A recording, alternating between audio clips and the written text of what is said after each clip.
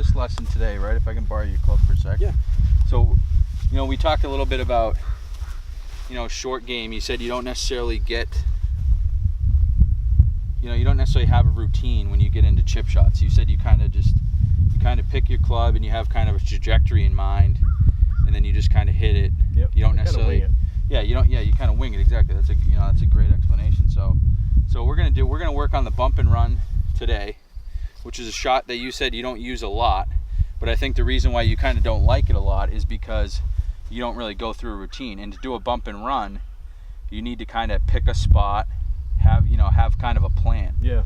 And so with you not doing that a lot, it would make sense why you don't really enjoy this shot, because if you don't put the time and the thought in, it's very hard to execute. Right. So I've got your 7-iron here.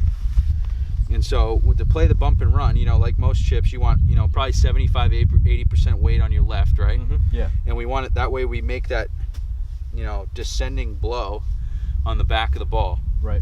So, you know, you're a pretty good player, so you're going to make pretty good contact both the time. But just to make sure and ensure that, I want you kind of looking at the front part of the ball, okay? Okay. So the front part of the ball, and then we're going to, you know, that's kind of our motion to get our descending blow for this shot. And then now let's talk about the rest of it. So that's basically the motion. Right. So when we're doing a bump and run, it's going to be probably limited air, more roll, okay? Right. So picking a point and getting the ball to land on that is critical, because the ball is going to roll the rest of the way. Right. So I want you to basically, you know, kind of like we talked in your full swing, you're going to be in the think box, you're going to pick your spot, and then you're going to zero in on that, and you're going to move in, and then you're going to hit your shot. Okay?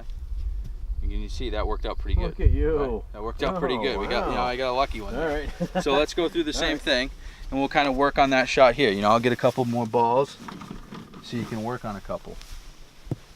But that's what you'll find with your short game. Once we kind of get you into this little bit of a routine, it's going to open up more shots to you. Right. Because you're not going to feel so uncomfortable, because you're going to put in the time, and it's just going to make your short game that much better, and probably really help start to lower your scores.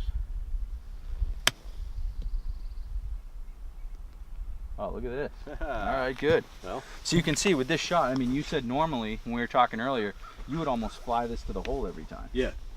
So you can see if you're a little bit off, if you fly it too far, it could roll off the green. Right. If say the ground was a little wet, a little moist, you leave it short. You know, you're always like, get that big bounce and then you don't get it. Well, then you're chipping again. So this type of shot will take a little bit of that out of it. Oh, good shot. So you can see, I mean, we can, you know, you can make those. A little less room for error. Yeah, weight forward, that looks great.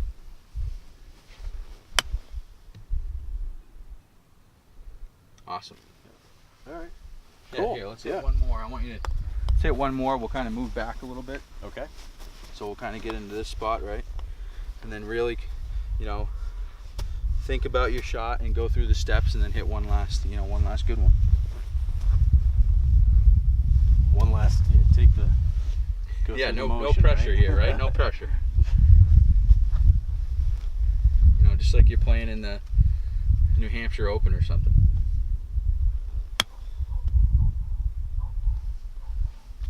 Awesome.